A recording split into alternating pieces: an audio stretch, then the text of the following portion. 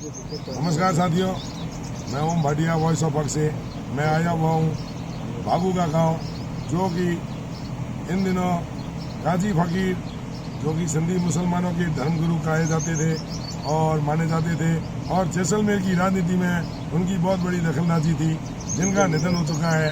और शोक संवेदना प्रकट करने दिन प्रतिदिन सैकड़ों लोग कोरोना गाइडलाइन की जो है निभाते हुए और इसको इनको वहाँ पर श्रद्धांजलि देने जैसलमेर आ रहे हैं, भागू के गांव पहुँच रहे हैं। भागू का गांव जो है वो सत्ता का बहुत बड़ा केंद्र रहा है, और हम देखते आए हैं गाजी फकीर के चलते भागू का गांव हमेशा चर्चा में रहा है। बड़े बड़े नेता जहां यहाँ पर अपना राजनीतिक भविष्य संवारने के लिए उनके पास में आते रहे हैं, और यहीं पर जो है कई नेताओं का राजनीतिक भविष्य संवरा है, तो कई लोगों का राजनीतिक भविष्य बिगड़ा भी है। तो भागू के गांव में आज उनकी विरासत संभाले हुए हैं उनके बड़े पुत्र और मंत्री साले मोहम्मद जी। तो आज हम उनसे बात करते हैं गाजी फकीर को लेकर के।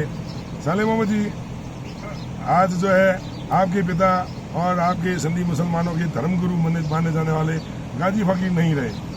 उन्होंने आपको प्रधान से लेकर के, जब आपने राजनीति में कदम रखा तो प्रधान से लेकर के जिला प्रमुख और विधायक, और यहाँ तक कि जब उन्होंने अपनी आंखें बंद करी तब आपको एक कैबिनेट मंत्री के रूप में भी उन्होंने देखा। तो आज जो है जैसलमेर की राजनीति में गाजी फकीर के बिना कल्पना नहीं की जा सकती राजनीति की। कितना प्रभाव पड़ेगा उनके न रहने से जैसलमेर की राजनीति पर, और विशेषकर आपके परिवार पर? थोड़ी देखो, आज चाहे जैसलमेर जिले में मुस्लिम समाज हो चाहे छत्तीसगढ़ में, आज उनके जिस प्रकार से हमारे परिवार के प्रति मोहब्बत और स्नेह था, वो अपने आप में अलग था। चाहे परिवार हो चाहे समाज हो, कोई भी बड़ा बुजुर्ग या कोई रास्ता दिखाने वाला होता है, जब वो हमारे बीच में रहता है तो हमें किसी बात की वो तकलीफ नहीं रहती कि हमें किस ओर जाना है। जब बड़े बैठे रहते हैं तो वो सब कुछ संभालते हैं। तो आज हमारे बीच में नहीं है, तो आज जिस प्रकार से लोगों का आज उनके प्रति हम देख रहे हैं, 36 कौम के लोग हर जगह से आ रहे हैं, हर जिले से आ रहे हैं। उनका जो प्रेम था वो प्रेम आज हमको लग रहा है कि क्या था। क्योंकि हम तो मैं चाहे 15-20 साल से राजनीति में हूँ, तो मुझे पता नहीं चला था राजनीति में मैं कैसे हूँ, किस प्रकार से लोगों को सपोर्ट मिल रहा था। तो सब कुछ उनके पीछे मिल रहा था। जो कुछ मैं आज हूँ तो वो भी उनके पीछे हूँ।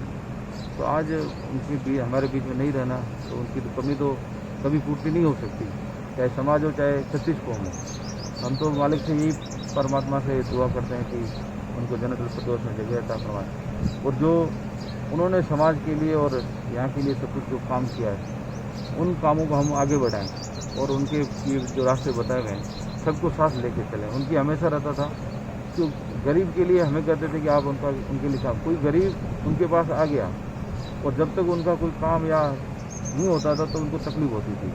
हमें ये कहते थे इनका काम करो, काम करने के बाद पूछते थे कि भाई काम हुआ कि नहीं हुआ। तो ऐसी उनके गरीब के प्रति उनका ख्याल था। तो आज गरीब लोगों का इतना स्नेह है, मोहब्बत है।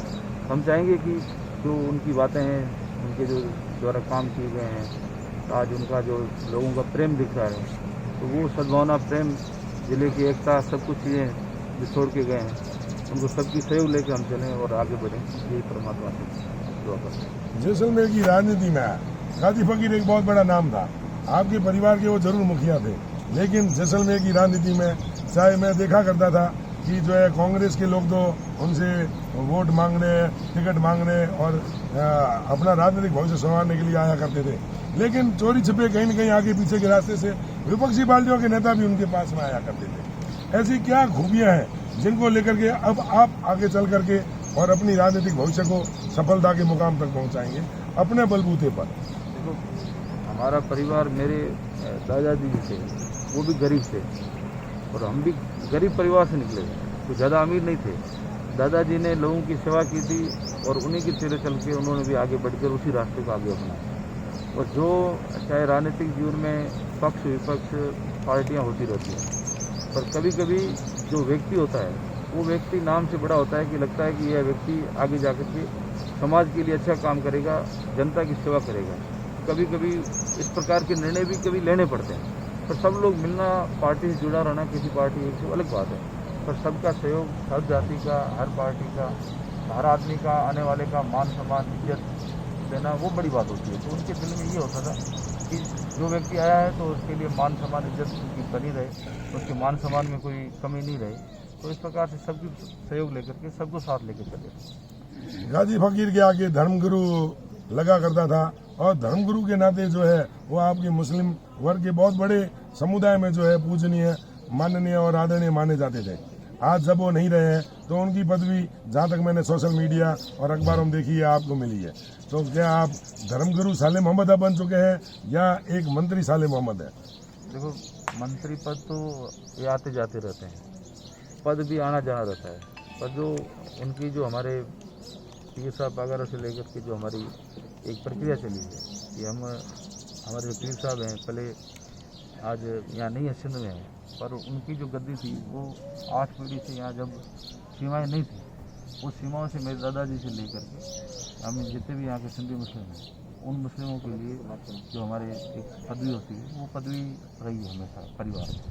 तो आज मेरे दादाजी के पास ही, दादाजी के पास में, उसके बाद फकीर साहब के पास गाजी फकीर साहब रही। तो आज समाज ने मुझे दी है, तो आज जिस प्रकार से हम जो हमारी समाज की प्रक्रिया है या सबको जो रहती है उसी हिसाब से चलने की हम कोशिश करते हैं। तो ये सब चीज़ें जो है एक सामाजिक चीज़ें होती हैं और सामाजिक तरीके से हमें निकलना पड़ता है। तो उसी के तहत हैं, चाहे धर्मगुरु माने, चाहे एक समाज के हिसाब से उनकी सेवा करने वाला माने, तो ये सब चीज़ें उसी हिसाब से। आप और आपका परिवार जो है वो पाक पीर पगारों का अनुयायी माना जाता है। हिंदुस्तान पीर पगारों का अनुयायी क्यों नहीं है वो आप? देखो, पीर पगारों ये जो गद्दी है, ये हमारे जो रसूल के सल्लल्लाहु अलैहि वसल्लम मोहम्मद साहब, ये हुसैनी गद्दी है। तो अली जो हुसैन का परिवार है, उस परिवार से पीर पगारों है। तो ये पीर पगारों कोई ऐसे नहीं है, तो ये हमारा सिस्टम जो है, जो सिस्टम से जुड़ा हुआ है, तो उनके जो परिवार है उनसे जुड़ा पीर पगारों है। तो हम उनके अनुयायी हैं। आज उनकी 8वीं गद्दी है, तो हम तो 8वीं गद्दी नहीं, उनके जो 4थी गद्दी थी उसमें उनके मुरीद बने थे। उस समय ये सीमाएं वगैरह नहीं थी। तो जो आस्था होती है वो आस्था अलग चीज़ होती है। आज काफ़ी लोग जो हैं हिंगलाज को पूजते हैं। तो हिंगलाज का मंदिर पाकिस्तान में जसवंत सिंह जो पूरे परिवार लोग वहाँ गए थे। तो जिनकी आस्था जहाँ जुड़ी रहती है वो आस्था वहाँ से रहती है, तो उनके आशीर्वाद होता है। उसी आशीर्वाद को कोई भी व्यक्ति, जिसका भी कोई आस्था के अंदर होता है, उसका परिवार का व्यक्ति कभी नहीं चाहेगा कि मैं ये आस्था के अंदर छोड़ूँ। तो ये हो भी नहीं सकता, संभव भी नहीं। इसलिए ये आस्था अलग चीज़ होती है, सीमाएं अलग बात होती है। इसलिए दिल में और मान सम्मान और आस्था होनी चाहिए, इज्जत होनी चाहिए, उसी से व्यक्ति तो आगे बढ़ता है। बात करता हूँ पिछले दिनों जब आपके पिता का निधन हुआ और जिस समय उनका अंतिम संस्कार किया जा रहा था, तो कोविड गाइडलाइन की बहुत बड़े लेवल पर उल्लंघना हुई और हजारों लोग उसमें शरीक हुए। आप एक मंत्री पद पर, जिम्मेवार पद पर हैं, तो इस तरीके की किस प्रकार से क्यों चूक हो गई? देखो, ये कोई व्यक्ति नहीं चाहता होगा कि महामारी या कोरोना के अंदर किसी प्रकार की किसी को परेशानी में डाला, पर लोगों का एक इतना प्रेम था। हमने तो फिर भी सब लोगों से रिक्वेस्ट भी की सोशल मीडिया में कि कोरोना महामारी भी है और गाइडलाइन की पालना भी करें, मास्क की भी अपील की थी। और उसके बावजूद भी आप समझ सकते हैं कि किसी भी आस्था और भावनाओं को किसी को रोकना किसी की बस की बात नहीं होती है। तो इसलिए लोग आए थे काफ़ी, और हमने भी कहा था तो उन्होंने मास्क भी बना रखा था और जो गाइडलाइन की पालना होनी चाहिए, कुछ हद तक हो सकता है उसमें लापरवाही हो, पर ज़्यादातर हमने कोशिश की थी कि इस गाइडलाइन के अनुसार ही सब कुछ करें। हमने 3-4 घंटे में जितनी प्रक्रिया होनी चाहिए सामाजिक, जो सब कुछ कर ली थी। जबकि उनके प्रति जो लोगों को प्रेम था, लोगों की नाराज़गी आज भी हमारे बीच में है कि आपने हमें वक्त नहीं दिया, हम उनके अंतिम दर्शन नहीं कर पाए। तो ये नाराज़गी लोगों अभी भी है, पर हमने सिर्फ महामारी और कोरोना की वजह से ही गाइडलाइन की पालना के लिए उनको 3-4 घंटे के अंदर जो हमें करनी चाहिए प्रक्रिया, वो सब हमने 3-4 घंटे में की। इसलिए मैं, यदि किसी को लगा हो कि भाई कोरोना गाइडलाइन में पालना नहीं हुई है, तो मैं उनसे माफ़ी चाहूँगा। पर भावना ऐसी थी कि पालना भी हो जाए और किसी प्रकार की तकलीफ नहीं हो। पर मुझे लगता है कि कहीं न कहीं लोगों का जो प्रेम था, उस प्रेम की वजह से लोग आए थे। किसी को बुलाओ, या एक होता है कि किसी को एक भिड़िकता करना या किसी को कार्ड दे के बुलाना और एक अपने आप आना, तो उस चीज़ों में फ़र्क होता है। तो भावना जब ऐसी चीज़ें होती हैं तब लोग रुके नहीं जाते, तो लोगों में ऑटोमेटिक होता है कि फिर भी मैं समझता हूँ लोगों ने संख्या में भी उतनी संख्या में नहीं थे, और लोगों ने गाइडलाइन की पालना भी की। आपके राजनीतिक विरोधी माने जाते हैं, पोखरण में जो आपके खिलाफ चुनाव लड़े थे संत प्रतापपुरी जी, उन्होंने तो इस आधार के ऊपर जो है आपसे नैतिकता के आधार पर इस्तीफा मांग लिया है। देखो विपक्ष का काम है कि भाई राजनीति करने का टाइम तो मैं नहीं समझता ये, पर उनकी जो सोच उनके पास है। पर मैं कह रहा हूँ यदि कोई व्यक्ति गाइडलाइन की पालना जब नहीं होती, यदि कोई मैं आयोजन करता हूँ तो, यदि मैं किसी को बुलाता हूँ तो, जब मैंने खुद ने कोई आयोजन नहीं किया, जब मैं सोशल मीडिया में लोगों को कह रहा हूँ कि आप गाइडलाइन की पालना करो, और उसके बाद में लोग यदि अपने आप आ रहे हैं तो उसके लिए मैं खुद जिम्मेदार नहीं हो समझता हूँ अपने आप को, तो लोगों की भावना के हिसाब से लोग आए। बहुत बहुत धन्यवाद साले मोहम्मद जी। दुख की इस घड़ी में भी आपने जो है हमसे 2 मिनट बात करने का समय निकाला, और जो लोगों के आक्षेप भी थे और आपने स्थिति को स्पष्ट किया। मुख्यतः जो है वह अंतिम संस्कार के समय उमड़ी हजारों की भीड़ पर आपका कहना है कि हमने लोगों को नहीं बुलाया था, हमने लोगों को सोशल मीडिया के जरिए लोगों से जहां पर है वहीं रुकने को कहा था। लेकिन जिस प्रकार से गाजी फकीर का जैसलमेर में अपने समुदाय में नहीं वरना अन्य 36 कौम के अंदर भी जो है प्रभाव रहा है, जिस तरीके से उनका प्रेम रहा है, तो स्वतः ही भीड़ उमड़ी, उसमें उस पर एकदम से परिवार के लोगों का अंकुश लगा पाना बड़ा मुश्किल था। लेकिन फिर भी इन्होंने बड़ा मन रखते हुए इसके लिए खेद व्यक्त किया है, और जो है गाजी फकीर से मिलने के लिए, गाजी फकीर को श्रद्धांजलि देने के लिए जिस प्रकार से लोगों का हजूम इनसे, इनके परिवार के सदस्यों से मिलने के लिए उमड़ रहा है, उनको भी रोका जा रहा है और उन्हें भी सोशल डिस्टेंसिंग की पालना करवाई जा रही है।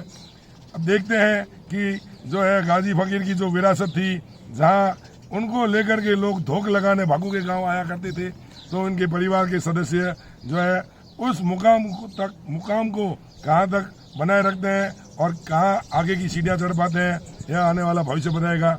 मैं ओम भाटिया, विश्व भाटिया, दीपक भाटिया के साथ में भागू का गाँव। नमस्कार, जय हिंद।